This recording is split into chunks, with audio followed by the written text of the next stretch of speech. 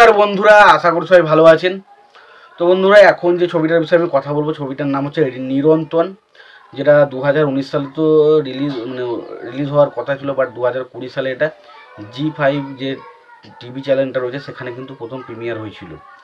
তো ছবির নাম হচ্ছে নিরন্তন, যেটা পরিচালক হচ্ছেন চন্দ্রাশিস রায় এবং ছবিতে অভিনয় করেছিলেন প্রসেনজিৎ চ্যাটার্জি, সত্যম ভট্টাচার্য, অঙ্কিতা মাঝি। তো এই সিনেমাটাকে নিয়ে এখন কথা বলবো। তো তার আগে প্রত্যেকটা বন্ধুকে অনুরোধ করে রাখবো, আপনারা যদি চ্যানেলটা নতুন হয়ে থাকেন অবশ্যই আপনারা চ্যানেলটা সাবস্ক্রাইব করে নেবেন, আর যদি আপনাদের ভিডিওটি ভালো লেগে থাকে অবশ্যই আপনারা লাইক কমেন্ট শেয়ার করতে ভুলবেন না।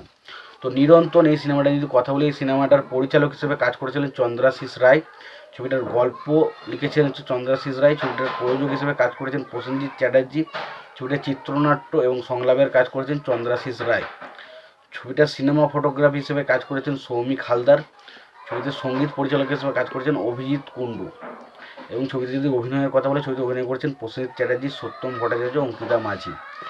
তো এই সিনেমাটা আমরা যেটা দেখতে পাই, এখানে প্রসেনজিৎ যে ক্যারেক্টারটা প্লে করে যার নাম হচ্ছে বিপ্লব, এবং সত্যম ভট্টাচার্য যার ক্যারেক্টারটার নাম হচ্ছে ভাস্কর।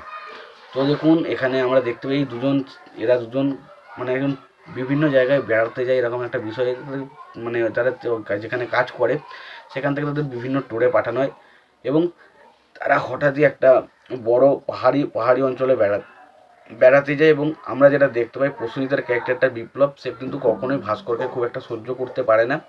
সে তার কাছে এলে কোনো কারণ ছাড়াই সেই মাঝে মাঝে তার কাছে বিরক্ত হয়, এবং তারপর আমরা দেখতে পাই যে ভাস্করের বিভিন্ন রকম কর্মকাণ্ড, সেই মোবাইল চালানো, তারপর ধরুন এই যে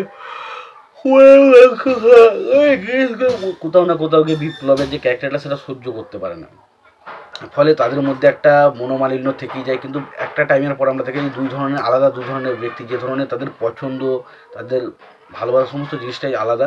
তারপরেও তারা এক সময় দেখা, একটা টাইমের পর আমরা দেখতে তারা দুজনে একেবারে খুব বন্ধু হয়ে যায়, এবং তখন আমরা ভাস্করের সম্পর্কে জানতে পারি। ভাস্কর সে বলে তার বউ রয়েছে এবং তার বউ প্রেগনেন্ট, কিন্তু তার বাড়ি থেকে কোনোরকম কোনো সাহায্য বা তার আশেপাশে যারা কাছের মানুষ ছিল তারা কেউ সাহায্য না করায় সে প্রচণ্ড নিজেকে হতাশগ্রস্ত মনে করে, এবং তারপর তাদের মধ্যে একটা বন্ডিং তৈরি হয় প্রসেনজিতের সাথে, এবং প্রসেনজিতের ক্যারেক্টারটা পরবর্তী সময় তাকে কীভাবে সাহায্য করে, এই সমস্ত বিষয় নিয়ে হচ্ছে সিনেমা, যেটার নাম হচ্ছে নিরন্তন।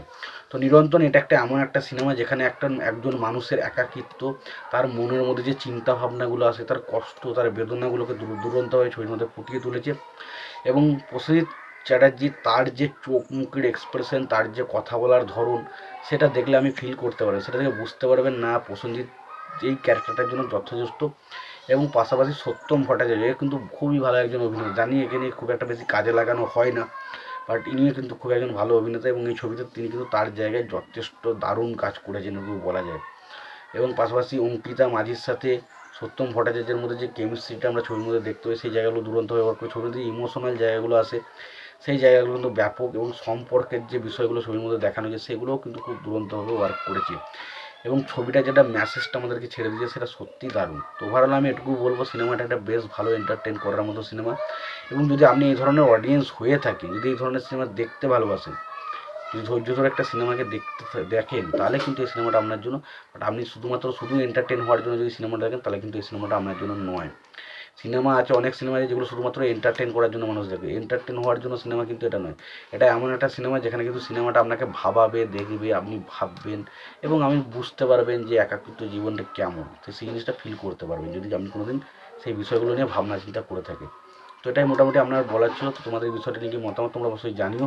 তোমাদের ভিডিওটি ভালো লেগে থাকে লাইক কমেন্ট শেয়ার করে দিও, চ্যানেলটা নতুন হয়ে থাকলে অবশ্যই তোমরা চ্যানেলটা সাবস্ক্রাইব করে নিয়ে পাশে বেল আইকনটা অবশ্যই প্রেস করে দিও। ভালো থেকো, সুস্থ থেকো, দেখা হচ্ছে পরের ভিডিওতে।